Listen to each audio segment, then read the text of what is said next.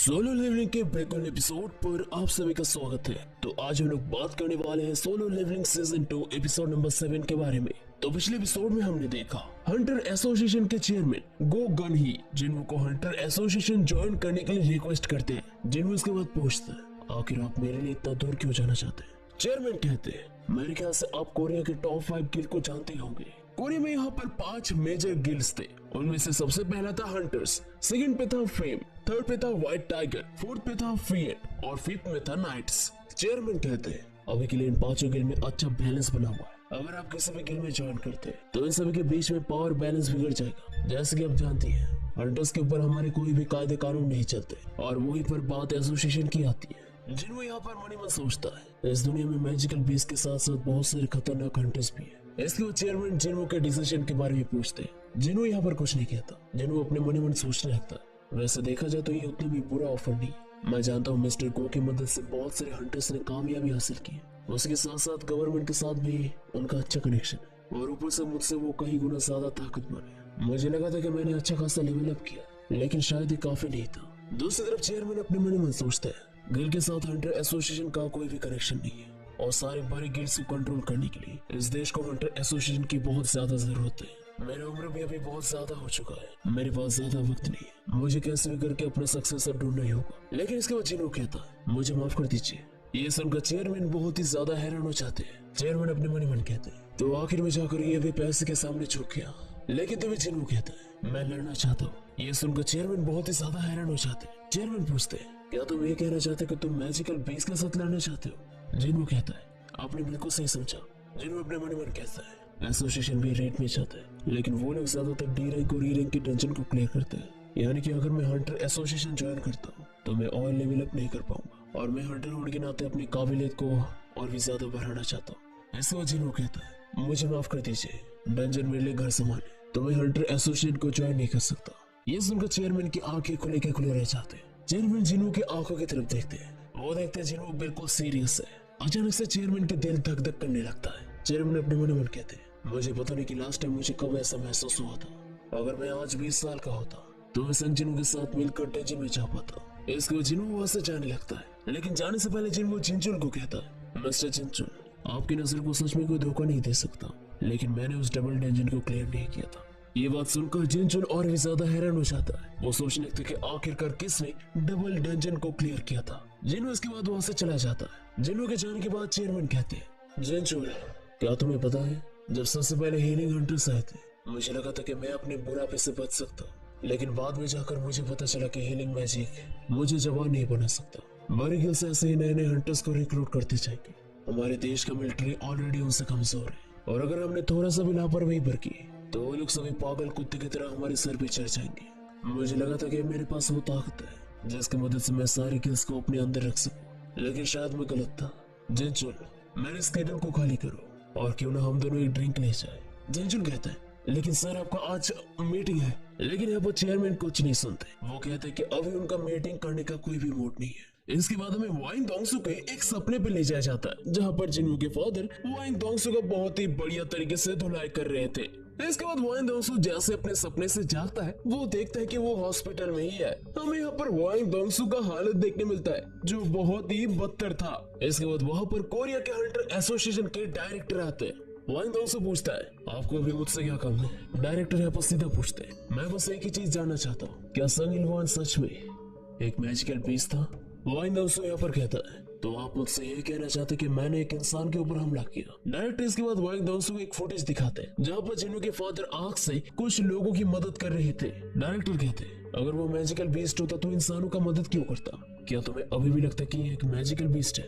Vying दोंगसू यहाँ पर पलटा क्वेश्चन करता है। वाइंग दोंगसू कहता है तो आप मुझे एक चीज बताइए क्या कभी किसी इंसान ने किसी इंसान को डंजन से बाहर निकलते हुए देखा है। ये सुनकर डायरेक्टर चुप हो जाते हैं। डायरेक्टर इसके बाद जाने से पहले कहते हैं जो भी हो तुम्हारी तबीयत ठीक होने के बाद एक बार ब्यूरो पे आना, मुझे तुम्हें कुछ जरूरी बताना है। वाइंग दोंगसू यहाँ पर पूछता है वैसे संग इलवान कहाँ पर है। डायरेक्टर कहते हैं कि उस फाइट के बाद ही वो वहां से गायब हो गया था। ब्यूरो के लोग उसे ढूंढने की तो कोशिश कर रहे थे लेकिन अभी तक वो हाथ में नहीं लगा है। वाइंग दोंगसू इससे काफी ज्यादा फ्रस्ट्रेट हो जाता है। उसे एक बार फिर से जिन्हों के फादर के कहे हुए बात याद आता है। जिन्हों के फादर ने यहाँ पर साफ साफ उसे वार्निंग दिया था कि वो कभी भी अगर कोरिया में आया तो वो जिंदा नहीं बचेगा। यहाँ तक कि मौत के बाद भी उसे शांति नहीं मिलेगा। वो एकदम से अपने मन में कहता है, आखिरकार उससे मुझे धमकाने का हिम्मत कैसे हुआ। मैं ऑलरेडी जानता कि वो कहाँ पर गया है। मुझे सबसे पहले गिल से कांटेक्ट करना होगा और कुछ मैजिकल आइटम की मदद से मैं उसे आसानी से पकड़ सकता हूँ। बस मेरे एक बार चोटी ठीक हो जाए, मैं तुझे मारने के लिए जरूर आऊंगा। इसके बाद हमें जिन्हो के पास ले जाया जाता है। जिन्हो ऑनलाइन मार्केट में अपने लिए कुछ अच्छा सा इक्विपमेंट ढूंढने की कोशिश कर रहा था। रेड्स के दौरान जो आइटम्स यहाँ पर पाए जाते हैं वो ज्यादातर ऑक्शन या फिर किसी हंटर को बेचा जाता है। कोरिया में बहुत सारे हंटर्स हैं, इसी वजह से इन आइटम्स का ऑक्शन किया जाता है। एक अच्छा आइटम एक हंटर का जान भी बचा सकता है। डी रैंक और ई रैंक के हंटर की कमाई कम होने की वजह से वो लोग अच्छे इक्विपमेंट नहीं खरीद सकते और इसी वजह से वो लोग स्ट्राइक स्क्वाड या फिर रेगुलर रेड्स में जाते हैं। हर एक मैजिकल इक्विपमेंट का कुछ न कुछ एबिलिटीज होता है। यहाँ तक कि एक डी रैंक के इक्विपमेंट खरीदने के लिए भी बहुत ज्यादा पैसे चाहिए होता है और हाई रैंकिंग के हंटर्स जो इक्विपमेंट यूज करते हैं उसकी कीमत कभी कभी मिलियंस या फिर कभी कभी बिलियंस में भी होता है और कभी कभी ऐसा भी होता है कि अपने पैसों से इक्विपमेंट खरीदना पॉसिबल नहीं होता, जिसकी वजह से उन लोगों को फंड्स के ऊपर निर्भर होना पड़ता है। जिन्हों यहाँ पर कहता है, मैंने सोचा था कि मेरे पास बहुत पैसे होंगे लेकिन शायद अभी भी ये कम है। जिन्हों यहाँ पर डेमन कैसल जाने का प्लान कर रहा था क्योंकि जिन्हों और भी ज्यादा हायर लेवल्स पे अभी जाने वाला था, तो जिन्हों का सामना हायर लेवल मॉन्स्टर के साथ भी होने वाला था और इसके साथ साथ डेमन कैसल के अंदर आग के लपटे फैले हुए होते हैं। जिन्हों को एक ऐसा आइटम चाहिए था जिसकी मदद से वो आग से बच सके। जिन्हों एक बार फिर से अपना स्टोर खोलता है लेकिन वहाँ पर जिन्हों के काम का कुछ भी नहीं था। जिन्हों के पास अभी इकलौता काम का चीज था वो मैजिकल ऑर्ब, जिसकी मदद से किसी का भी मैजिकल पावर को 2 गुना बढ़ाया जा सकता था। जिन्हों इसे ऑक्शन पे बेचने का डिसाइड करता है लेकिन जिन्हों मन ही मन कहता है, मुझे पता है कि मैं इसे बहुत ही अच्छी कीमत में बेच सकता हूँ क्योंकि ये चीज इलीगल नहीं है, तो मुझे इसे ब्लैक मार्केट पे बेचने का कोई जरूरत नहीं है। लेकिन मैं अगर ए रैंक के हंटर होकर इस आइटम को बेचने जाऊं तो शायद लोगों को इसके ऊपर डाउट हो सकता है। मेरा नया लाइसेंस आने में अभी भी बहुत वक्त है। अगर मेरे पास ए रैंक का डिवीजन में जाने का रिकॉर्ड होता तो मैं इसे बिना कोई परेशानी के बेच सकता था और वैसे भी कोई ए रैंक के हंटर को हाई रैंकिंग के डंजन में नहीं लेगा। लेकिन तभी अचानक से जिन्हों को एक ऑनलाइन क्विज देखने मिलता है जहाँ पर एक हाई रैंकिंग के डंजन में लो रैंक के हंटर को रिक्रूट किया जा रहा था। इसके बाद अभी हंटर एसोसिएशन पे चेयरमैन गो गनही के पास ले जाया जाता है। वो जिंजुल से जिन्हों का 4 साल पहले का रिकॉर्ड मंगवाते हैं। जिंजुल चेयरमैन को कहते हैं कि इन 4 सालों में जिन्हों को सबसे कमजोर हंटर माना जाता था। चेयरमैन यहाँ पर पूछते हैं, कहीं वो फॉल्स रैंक तो नहीं था ना? लेकिन यहाँ पर जिंजुल साफ साफ मना कर देता है। जिंजुल कहते कि जिनके साथ वो रेड्स पे गया था उनके मुताबिक वो कोई फॉल्स रैंकर नहीं था। तो चेयरमैन यहाँ पर एज्यूम करते हैं कि री एवेकनिंग हाल ही फिलहाल में हुआ होगा। लेकिन जिंजुल कहता है, अगर ये सच होता तो वो अपने साथियों को डबल डंजन में मरने नहीं देते। इसके बाद चेयरमैन जिन्हों के रिकॉर्ड्स भी देखते हैं जहाँ पर उन्हें पता चलता है कि जिन्हों को लगातार चोट लगते रहता था। इसके बावजूद भी वो अपना हंटर का कैरियर कंटिन्यू करते जाता है। इसके बाद जिन्हों के फैमिली का कंडीशन बताते हैं। इन सब बातों को सुनकर चेयरमैन कहते हैं, ऐसे लोग आजकल की दुनिया में बहुत कम मिलते हैं। तभी अचानक से जिन्हों कहते हैं कि जिन्हों बहुत ही जल्दी एक रेड पे जाने वाले और वो भी हंटर्स गिल्ड के साथ। ये सुनकर चेयरमैन बहुत ही ज्यादा हैरान हो जाते हैं। चेयरमैन अपने मन ही मन कहते हैं, लगता है आखिर में जाकर वो भी सिर्फ बात ही बनाना चाहता है। लेकिन तभी जिंजुल कहते हैं कि वो हंटर्स गिल्ड का माइनिंग टीम का हिस्सा है। ये सुनकर चेयरमैन और भी ज्यादा हैरान हो जाते हैं। इसके बाद में हंटर्स गिल्ड के ए रैंक के डंजन में ले जाया जाता है जहाँ पर जिन्हों एक माइनर के तौर पे काम करने वाला था। सबसे पहले वो लोग जिन्हों का डिटेल्स चेक करते हैं जहाँ से उन लोगों को जिन्हों का रैंक और क्लास पता चलता है। सारी डिटेल्स देखने के बाद माइनिंग ग्रुप का लीडर जिन्हों को सारा काम समझा देते हैं। एक हाई रैंकिंग गेट में रेड करने के लिए 3 टीम्स होते हैं। सबसे पहला होता है स्ट्राइक स्क्वाड जो मैजिकल बीस्ट के साथ लड़ाई करते हैं। दूसरा होता है माइनिंग ग्रुप जो डंजन के अंदर से क्रिस्टल्स को बाहर निकालते हैं और तीसरा है हॉलिंग ग्रुप जो मरे हुए मैजिकल बीस्ट के बॉडी को डंजन से बाहर निकालते हैं। डंजन के अंदर से मैजिकल बीस्ट और बॉस का काम खत्म होने के बाद ही माइनिंग टीम और हॉलिंग टीम एंटर करते हैं। क्योंकि डंजन के अंदर इलेक्ट्रिसिटी का सुविधा नहीं है तो वो लोग डंजन के अंदर मशीनें नहीं ले जा सकते। इसी वजह से उन लोगों को पुराने तौर तरीके आजमा के कुदाल लेकर जाना पड़ता है। लेकिन जिन्हों नोटिस करते हैं कि इस कुदाल का भी कुछ मैजिकल एनहेंसमेंट है। जिन्हों यहाँ पर पहली बार अपने आंखों के सामने एक ए रैंक के डंजन को गेट को देख पा रहा था और ए रैंक के गेट को देखने के लिए जिन्हों यहाँ पर आया था। इसके बाद हमें डंजन के अंदर के स्ट्राइक स्क्वाड के पास ले जाया जाता है और इस स्ट्राइक स्क्वाड को खुद चोई जोंग यानी कि हंटर्स गिल्ड का लीडर लीड कर रहा था। वो लोग अपने ग्रुप के साथ आगे बढ़ने लगते हैं लेकिन आसपास उन लोगों को कोई भी मॉन्स्टर नहीं दिखाई देता। चोई जोंग यहाँ पर कहता है, मैंने जितना सोचा था हमें उससे ज्यादा वक्त लग रहा है और अगर ऐसे चलता रहा तो हम लोग बाकी टीम्स का रूटीन खराब कर देंगे। तभी अचानक से उनके सामने बड़े बड़े जायंट मॉन्स्टर्स आ जाते हैं। चोई जोंग चुटकी बचा के आग का चिंगारी जलाता है और इसके बाद उस चिंगारी को उन जायंट मॉन्स्टर की तरफ फेंकता है और देखते देखते वो आग का चिंगारी बहुत बड़े फायर स्पेल में बदल जाता है जो जायंट मॉन्स्टर्स को जला के रख देता है। पूरा डंजन यहाँ पर आग के लपटों में घिरा हुआ था। डंजन के आसपास के आग के लपटों से बचने के लिए चोइजोंग अपने टैंकर्स को तैयार होने के लिए कहता है। चोइजोंग का ऑर्डर सुनते ही सारे टैंकर्स अपना शील्ड लेकर तैयार हो जाते। सारे दूसरे हंटर्स चोइजोंग के एबिलिटीज को देखकर बहुत ही ज्यादा हैरान हो गए थे। चोइजोंग यहाँ पर कहता है, मैंने थोड़ा आसानी पर किया ताकि हम लोग मॉन्स्टर की बॉडीज को फिर भी यूज कर सके, लेकिन मेरे ख्याल से अभी तक उनका काम तमाम हो चुका होगा।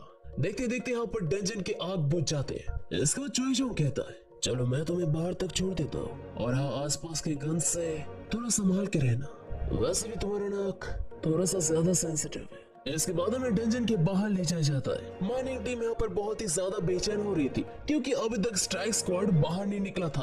हंटर एसोसिएशन वाले माइनिंग टीम को यहाँ पर दिलासा देने लगते हैं और थोड़ी देर और उनको इंतजार करने के लिए कहने लगते हैं। इसके कुछ देर बाद ही स्ट्राइक स्क्वाड बाहर आने लगता है। जिन्हों पीछे से यहाँ पर चुप चुप के उन सबके ऊपर नजर दे रहा था। उन सबको देखकर जिन्हों मन ही मन कहता है, तो ये है कोरिया का सबसे ताकतवर स्ट्राइक स्क्वाड और ये है हंटर्स गिल्ड का लीडर, और मेरे ख्याल से वो हंटर्स गिल्ड की वाइस कैप्टन होगी। इसके बाद ही हमें वहाँ पर चाहिन देखने मिलती है जो सभी के साथ डंजन से बाहर निकल रही थी। जिन्हों यहाँ पर चाहिन के ऑरा को नोटिस करके कहता है, मैं सोचता हूँ कि चाहिन की तरह ऐसा हो रहा और कितने औरत के पास हो सकता है। वो शायद चोइजोंग की तरह ही ताकतवर हो सकती है या फिर उससे भी ज्यादा। मेरे ख्याल से वो चेयरमैन गोके लेवल की भी हो सकती है।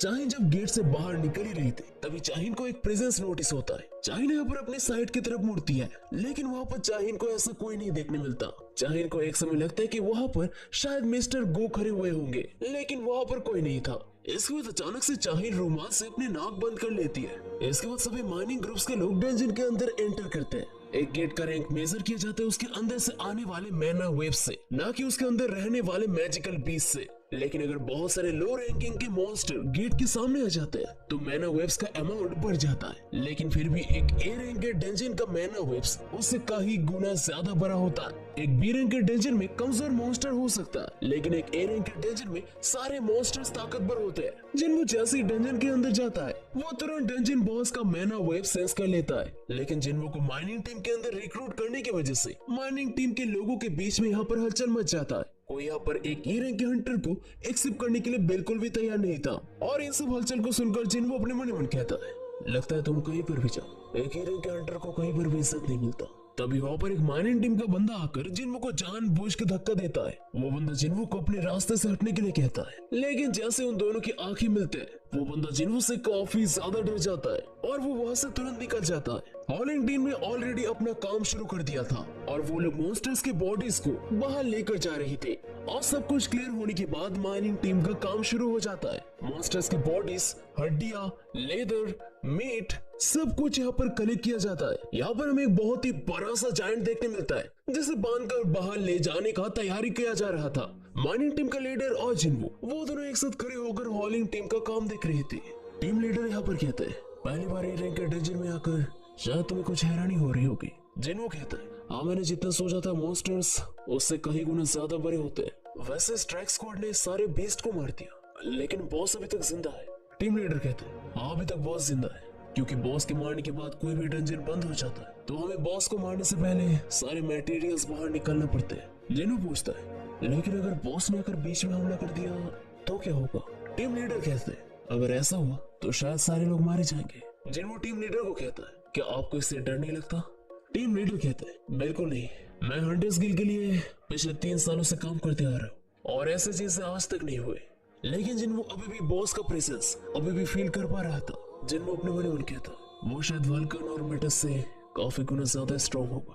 वैसे मैं काफी हैरान हूँ कि चोइजोंग और चाहिन ऐसे खतरनाक मॉन्स्टर्स को हरा सकते हैं। उसी के साथ साथ हर एक टीम मेंबर्स का एक बहुत ही ज्यादा इंपॉर्टेंट रोल होता है और शायद यही उनके एक्सपीरियंस को दर्शाता है। इसके बाद जिन्हों कोदाल लेकर मैना क्रिस्टल्स का खुदाई करने लगता है लेकिन सभी जिन्हों का स्पीड देखकर सभी लोग बहुत ही ज्यादा हैरान हो जाते हैं। सभी लोग सोचने लगते हैं कि ये असल में एक ए रैंक का हंटर है। लेकिन दूसरी तरफ टीम लीडर कहते कि उन्होंने अच्छी तरीके से लाइसेंस को चेक किया है। इसके बाद टीम लीडर एक ही चीज कहते हैं, अब इसे हम लोग एक ही चीज कह सकते हैं, उसका जन्म माइनर बनने के लिए हुआ है। देखते देखते यहाँ पर लंच टाइम आ जाता है। टीम लीडर जिन्हो को बुलाने के लिए आते हैं लेकिन जिन्हो कहता है कि वो यहाँ से आने से पहले खा कर आया है तो वो डंजन के अंदर ही अपना वक्त बिताएगा। सभी लोग यहाँ पर लंच के लिए जैसे ही जाते हैं, जिन्हों यहाँ पर कोदाल को साइड में रखता है। जिन्हों अपने मन मन कहता है, मैं इस मौके को बेशक गंवाना नहीं चाहता। मेरे पास लगभग 1 घंटे का टाइम है। मैं सिर्फ एक झलक बॉस को देखना चाहता हूँ। जिन्हों यहाँ पर तेजी से बॉस रूम की तरफ बढ़ने लगता है और जिन्हों जैसे ही बॉस रूम के क्लोज पे जाता है, जिन्हों वहाँ पर एक जायंट जैसा मॉन्स्टर देखता है। जिन्हों अभी भी बॉस मॉन्स्टर का प्रेजेंस फील कर पा रहा था। जिन्हों अपने डैगर को समन करता है और अपने मन मन कहता है, मैं चाहूँ तो इसे मार सकता हूँ, लेकिन दूसरी तरफ मुझे इस बॉस को मारने का कोई भी इजाजत नहीं है। अगर मैं बॉस को मारने चाहूँ तो ये डंजन पूरी तरीके से क्लियर हो जाएगा और गिल को भी पैसे की नुकसानी होगी। लेकिन जिन्हों जब ये सब कुछ सोच ही रहा था, तभी अचानक से जिन्हों को पीछे से कोई बुलाने लगता है। जिन्हों यहाँ पर थोड़ा सा डर जाता है। इसके बाद हमें एक लड़की का आवाज सुनाई देता है। वो लड़की कहती है, तुम वहाँ पर क्या कर रही हो? जिन्हों यहाँ पर कुछ नहीं कहता। एक बार फिर से वो लड़की कहती है, मैंने तुमसे कुछ सवाल पूछा। मैंने पूछा कि तुम यहाँ पर क्या कर रहे हो? जिन्हों तुरंत अपने डैगर को छिपा लेता है। इसके बाद जिन्हों कहता है, मैं बस यहाँ पर घूमते घूमते खो गया था। इसके बाद हमें देखने मिलता है कि वो लड़की चाहीन थी। चाहीन कहती है, क्या तुम माइनर टीम का हिस्सा हो? इस जगह से अभी के बीच चले जाओ। सामने बॉस रूम है, वो कभी भी आकर हमला कर सकते हैं। जिन्हों अपने मन मन कहता है, मैं चाहता था कि चाहीन बहुत ही ताकतवर है, लेकिन ऐसे बिना कोई सुराग के मेरे पीछे आ जाना, ये मैंने कभी नहीं सोचा था। तभी अचानक से चाहीन नोटिस करती कि जिन्हों के हाथ में जो डैगर था वो अचानक से गायब हो चुका है। ये देखकर चाहीन बहुत ही ज्यादा हैरान हो जाती है। एक बार फिर से चाहीन जिन्हों को यहाँ से जाने के लिए कहती है। जिन्हों से माफी मांगकर जैसे जाने लगता है, तभी अचानक से चाहीन जिन्हों को रोक लेती है। अचानक से चाहीन जिन्हों को सूंघने लगती है। वो अपने मन मन कहती है, उसका स्मेल बिल्कुल भी गंदा नहीं है। जिन्हों इसके बाद पूछता है, क्या कोई दिक्कत है? इसके बाद चाहीन पूछती है, क्या तुम सच में एक हंटर हो? चाहीन इसके बाद जिन्हों की आईडी कार्ड देखती है, जहाँ पर वो जिन्हों का नाम और रैंक देखती है। इसके बाद चाहीन कहती है, मुझे माफ कर देना, तुम अभी जा सकते हो। इसके बाद जिन्हों वहां से जाने लगता है, लेकिन चाहीन जिन्हों के बारे में सोच रही थी। चाहीन अपने मन मन कहती है, भले वो लो रैंक का है, लेकिन उससे मुझे बदबू नहीं आ रही थी, बल्कि वो काफी अच्छा स्मेल कर रहा था। And that's it for the Solo Leveling Season 2 episode number 7। तो ये एपिसोड आप लोगों को कैसा लगा सबसे मेरे को ऑब्वियसली कमेंट करके बताओ। एंड वीडियो अच्छे तो वीडियो को ऑब्वियसली लाइक कर दो एंड चैनल में नया तो चैनल को सब्सक्राइब कर दो। तो बस मिलते हैं नए वीडियो के साथ, तब तक के लिए बाय बाय।